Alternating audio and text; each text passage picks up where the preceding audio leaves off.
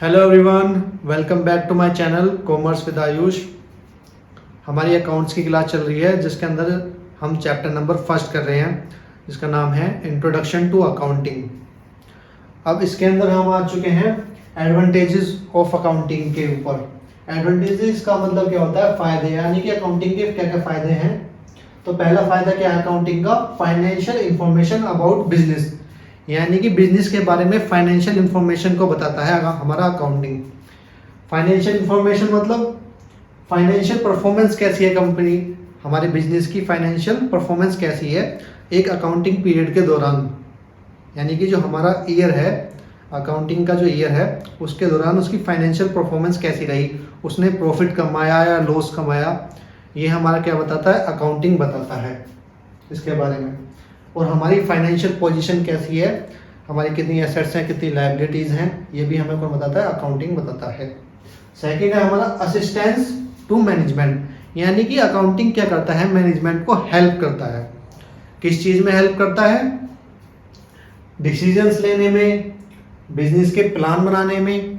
तो तीसरा कंट्रोल, यानी कि बिजनेस के अंदर जो अफेयर्स हैं चल रहे हैं, ऑपरेशन हैं, उन पे कंट्रोल करने में हेल्प करता है हमारा अकाउंटिंग। उसके बाद आता है रिप्लेसेस मेमोरी, यानी कि बिजनेस में जो बहुत सारे ट्रांजैक्शंस हैं, अगर हमने किसको कितना पैसा दिया, किससे कितना पैसा लिया, और हमारी कितनी एसेट्स हैं, कितनी लायबिलिटीज़ हैं, कितना हमारा रॉ मटेरियल, कितना स्टॉक है, इन सब चीज़ों को हम याद तो नहीं रख सकते अगर हमारा बहुत बड़ा बिजनेस है। तो हम क्या करते हैं? सिस्टमेटिकली उन ट्रांजैक्शंस को रिकॉर्ड करते हैं, उसी को हम अकाउंटिंग बोलते हैं। तो अकाउंटिंग क्या हेल्प करता है? हमारी रिप्लेसेस मेमोरी, यानी कि हमें ट्रांजैक्शंस को याद रखने की जरूरत नहीं पड़ती। ओबिविएट्स द नेसेसिटी टू रिमेंबर, यानी कि ओबिविएट्स का मतलब क्या है? रिमूव करता है। नेसेसिटी टू रिमेंबर, यानी कि हमें याद रखने की जरूरत नहीं पड़ती, फिर हम अकाउंटिंग करते हैं अगर।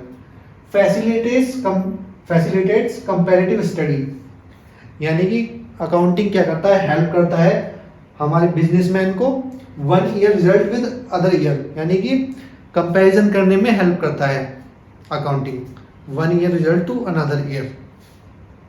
उसके बाद आता है facilitate settlement of tax liability, यानी कि ये अकाउंटिंग क्या करता है? हेल्प करता है हमारी लायबिलिटी को सेटलमेंट करने में, यानी कि जैसे सेटलमेंट ऑफ इनकम टैक्स और जीएसटी हो गया, यानी कि इनकम टैक्स और जीएसटी को पे करने में हमारी क्या करता है? हेल्प करता है अकाउंटिंग। अगर हम सिस्टमेटिकली ट्रांजैक्शंस को रिकॉर्ड करेंगे, उसके बाद ट्रायल बैलेंस बनाएंगे, प्रॉफिट एंड लॉस अकाउंट बनाएंगे, बैलेंस शीट बनाएंगे, तो उसी के थ्रू तो हमारा प्रॉफिट आएगा निकल के, तो हम तभी तो अपनी इनकम टैक्स पे कर पाएंगे और जीएसटी भी तभी पे कर पाएंगे जब हमारा अकाउंटिंग प्रॉपर तरीके से होगी।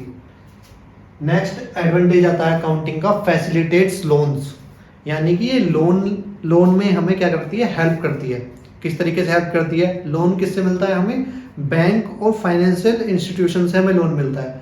अब जो वो लोन देते हैं वो किस बेस पे देते हैं? हमारे जो पहले क्या करेंगे, वो हमारे प्रॉफिट एंड लॉस अकाउंट को चेक करेंगे कि हमारा प्रॉफिट आ रहा है या लॉस आ रहा है, क्या निकल के आ रहा है, वो सब चीज़ें चेक करेंगे। उसके बाद में हमारी बैलेंस शीट चेक करेंगे, अच्छे से हमारी एसेट्स लायबिलिटी वगैरह चेक करेंगे।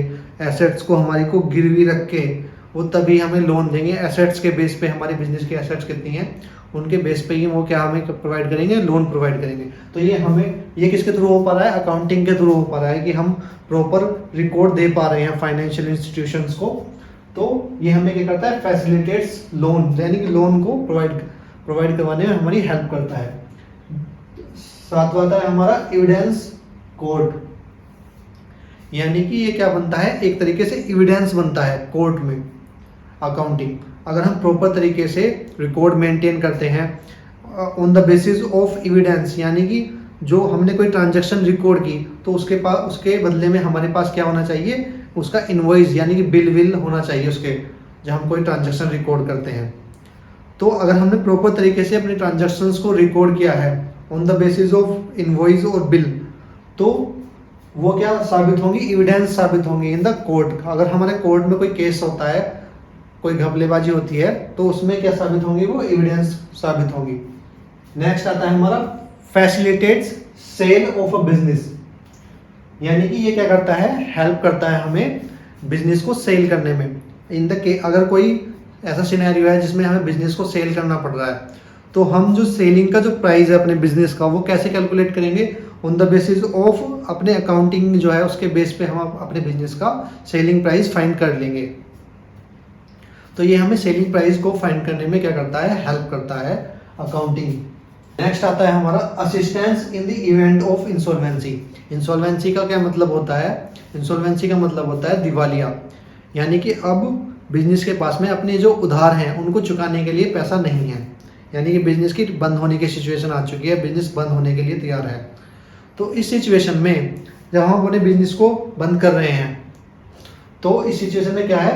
अकाउंटिंग हमारी हेल्प करेगा किस चीज़ में? कि हमारी जो एसेट्स हैं, लाइबिलिटीज़ हैं, उनको सेटल करने में हमारी मदद करेगा अकाउंटिंग। नेक्स्ट आता है हमारा हेल्पफुल इन पार्टनरशिप अकाउंट्स, यानी कि पार्टनरशिप अकाउंट्स जैसे कि हमारा एडमिशन हो गया, admission of partner, retirement of partner, death of partner, dissolution हो गया, यानी कि जब कोई पार्टनर एडमिशन लेता है या रिटायर होता है, डेथ होती है किसी पार्टनर की, तो इन सभी के टाइम पर जो हम सेटलमेंट करते हैं वो किसके बेस पे करते हैं?